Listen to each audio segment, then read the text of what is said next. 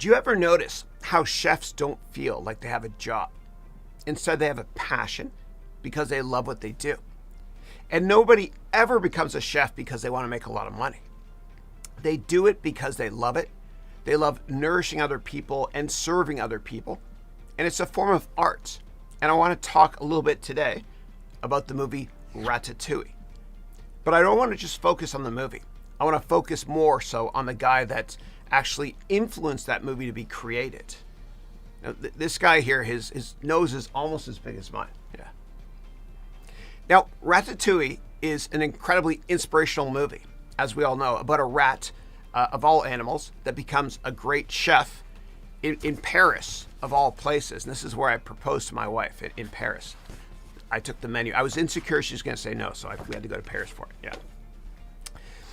But the genesis and inspiration, actually, of the movie Ratatouille was from a restaurant in the Napa Valley called French Laundry. Now, French Laundry, according to food critics, is the #1 restaurant in the world. And the chef and owner of French Laundry is a guy named Thomas Keller. And here he is right here in the kitchen at French Laundry. Now, French Laundry is about an hour and a half north of where I live here in California. Now, Thomas became very successful for a couple of reasons. The first reason is he always had awesome mentors. And he asked over and over and over again for great mentors all the time. And we have to all understand that people want to help us. All we need to do is ask whenever we want mentors. Number 2, he's always had an incredibly positive attitude. And one thing he said at a recent interview at Stanford Business School is that he actually started out washing dishes, and he actually loved it. And he had a positive attitude about it because he thought about the fact that what he is doing is serving an important purpose, which is having clean dishes, obviously, for people to eat off of. And he actually created an organized system and a better way of cleaning dishes. Now, most people, they think that cleaning dishes is way beneath them. But he actually learned a lot from it. And for me personally, I remember when I first started working at Accenture in the consulting sector. And they made me photocopy all day and all night when I first started there for 6 weeks. And this was just after I finished my undergraduate degree up in Canada. And I thought, my goodness, I went to school for this. And then what I did was I changed my attitude because perception becomes reality. And what I did was I started reading the stuff I was photocopying, and I started learning a lot. Now let's get back here to Thomas Keller. So he was a dishwasher in restaurants. And then he opened up a restaurant in New York City that went belly up. It went bankrupt in the late 1980s. Now, of course, it was really, really hard for him. But we know that you only have to be right in business one time. And given his positive attitude, he opened another restaurant in New York City. And then tragedy occurred. It actually burned down. And this, of course, devastated him.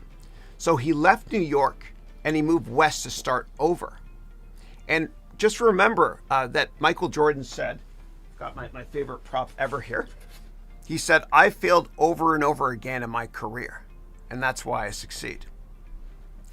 Now, Thomas Keller, he moved west to California, to Napa Valley here on the West Coast, and he started French Laundry. And I'll tell you a little bit about French Laundry. It's a fascinating place. And again, the genesis and influence for the movie Ratatouille was French Laundry.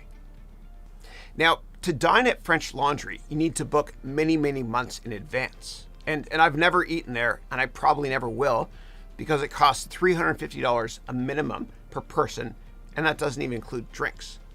But you get an awesome meal. Now, it's a 9-course set meal with no single food ingredient repeated in each of those 9 courses.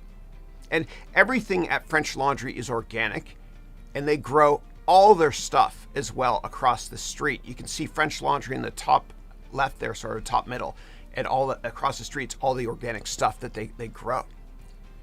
Also, the kitchen scenes in Ratatouille were actually modeled perfectly after French Laundry, which is fascinating. Let me show you that. All right, so this, you can see the background there is French Laundry's kitchen, and right here is a Ratatouille scene. So it's quite similar. Now, Thomas Keller realized his weaknesses. He realized them, as he stated that he's not good at other things like bookkeeping or finance. And he learned early on to outsource that stuff and just focus on what he's passionate about doing, which is cooking. And we actually have to realize what our shortcomings are. I have many of them. And once we realize our shortcomings, then we need to outsource the stuff we're not good at, if we can, or the stuff we're not passionate about. Now, the problem with many first-time entrepreneurs is they start off working at a big company, and they make that company a ton of money doing skill X. So what they do is they quit to start their own company doing skill X. But they don't realize how many distractions there are when you're running your own business, including accounting, customer support, human resources, etc. So I think if we want to start our own business, we have to outsource more or partner with people that are very good at what they do, at stuff we're not very good at. And it's a cliche, but failing to plan is actually planning to fail. And most people that start a business don't write a business plan first. And it's actually devastating if you don't write a business plan, as this can destroy your net worth, of course, starting a company. It can destroy your health. It can destroy your reputation. And most importantly, it can destroy your relationships with your loved ones. So we should never quit our jobs and start a company unless we've written a thorough business plan. And this is something that Thomas learned as well. Remember, his first restaurant went belly up. Now, in my MBA degree program, there's a venture capital boot camp in the third of 4 semesters. And in this venture capital boot camp, I humbly help many of my students write a business plan and launch their companies without using much or any of their own money. And for more details on my MBA degree program, which has a 30-day money-back guarantee, please visit haruneducation.com. The last thing I'll say on the topic of chefs and entrepreneurs is that there was this epic scene. I'm just getting shivers thinking about it. There was this epic scene in Ratatouille where you had this really tough food critic in that French restaurant. And the second he ate a little bit of that Ratatouille food in the movie here, he had all these wonderful experiences and memories come back to him from when he was a child growing up, and his mom cooked for him the meal. And that scene actually in that movie was so appealing to emotions. And I think that appealing to emotions really works well in business, not just when it comes to marketing, but also when it comes to all types of products and branding as well. And so the bottom line is, in order to be successful as an entrepreneur, we have to write a thorough business plan.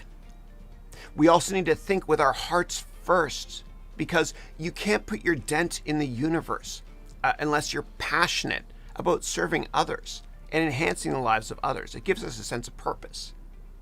We also need to be cool with failing, as you only need to be right in business one time. And lastly, we need to realize our weaknesses and outsource tasks that we're not good at or we're not passionate about.